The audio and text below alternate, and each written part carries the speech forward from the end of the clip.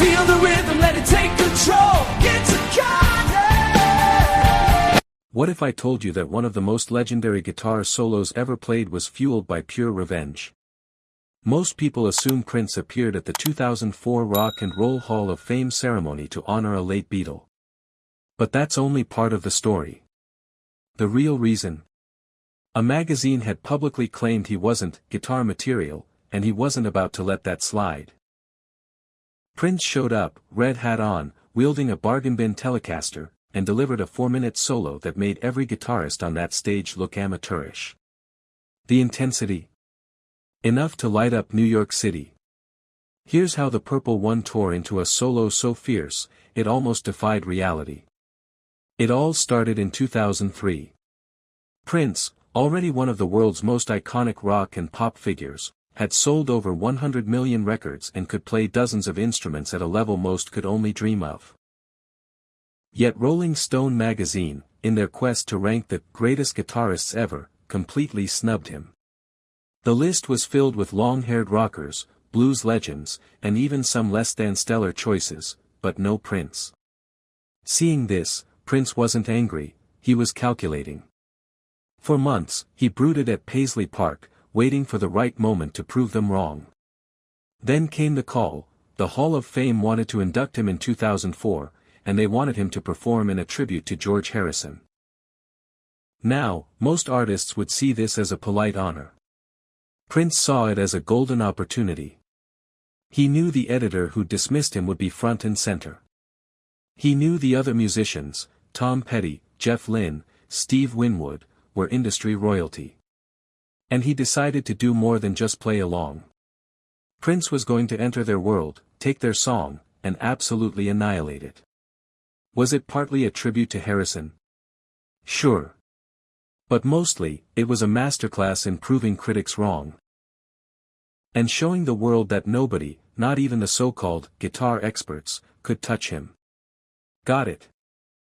The night before the big performance, all the legendary musicians gathered at the Waldorf Astoria in New York to rehearse While My Guitar Gently Weeps. From the start, the energy was unusual. You had Tom Petty and the Heartbreakers. Rock solid, professional, with a very set way of doing things. Jeff Lynne was there too, insisting the songs sound just like the original Beatles recording. And then Prince arrived. He didn't say much, just quietly walked in, observing. When the rehearsal reached the guitar solo, the tension in the room was palpable. On the Beatles record, that iconic solo had been played by Eric Clapton. A guy so effortless, he could let a note ring out while grabbing lunch, taking a nap, and still return to finish it perfectly. Jeff Lynne had even brought his own guitarist, a man named Mark Mann, to replicate that exact solo, note for note, tone for tone. During rehearsal, Mark nailed it flawlessly. It was precise, respectful, and sounded just like the record. Prince, meanwhile, stayed in the shadows, quietly strumming some subtle rhythm chords, barely revealing anything. The other musicians exchanged glances, thinking, is this it?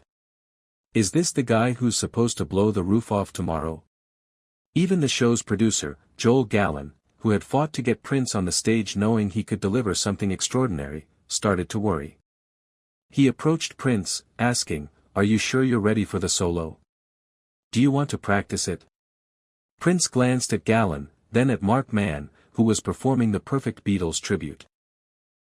He calmly replied, "Let him do what he does. I'll step in at the end." And that was it. During rehearsal, Prince didn't play a single note of the actual solo. He was deliberately keeping everyone in the dark. Mark could play the classic solo perfectly, but tomorrow, Prince would unveil something entirely different, a solo that would be unmistakably, explosively his own. The night of the ceremony finally arrived. The Waldorf Astoria was buzzing with music legends, everyone dressed in black or gray, looking as serious as a Hall of Fame gathering demands. Tom Petty stood stoic in his dark jacket. Jeff Lynne wore sunglasses indoors, because, of course, he's Jeff Lynne. Donnie Harrison, George Harrison's son, strummed his acoustic guitar, clearly thrilled to be part of it. The song began. It was polished, safe, and respectful, the exact version the industry expected. For the first few minutes, Prince stayed in the shadows, almost blending into the darkness. But he didn't go unnoticed. He was wearing a black suit, an unbuttoned blood-red shirt, and a matching red Mad Hatter-style hat. In his hands, a battered, leopard print Telecaster clone, not a fancy vintage Gibson like some of the others. He held it like a weapon. Mark Mann played the first half of the solo perfectly, replicating Clapton's legendary notes. Gentle, precise, classic.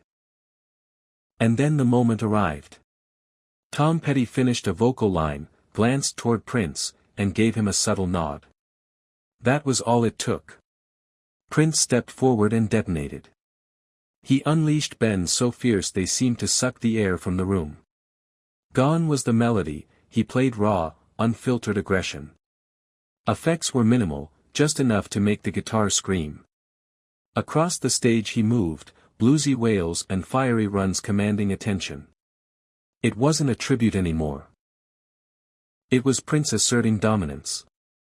And he wore a smug grin the entire time, eyes locked on the front row and the editors who had doubted him.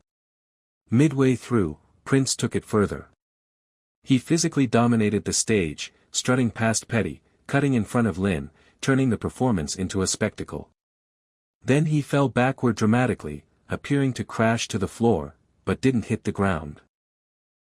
His longtime guitar tech, Tumi Swatsugo, caught him like a human prop, reinforcing the sense of controlled chaos. Petty was entertained, clearly enjoying the show. Lynn looked stunned. Donnie Harrison beamed. Prince had pulled him aside earlier and promised he'd have fun. And fun he had, unleashing wild moves, pinched harmonics, and taking over the entire performance. Even the drummer, Steve Ferrone, had to push himself to keep up, unsure what Prince would do next. When the final chords rang out, Prince held one last, sustained note, then flung his guitar high into the air.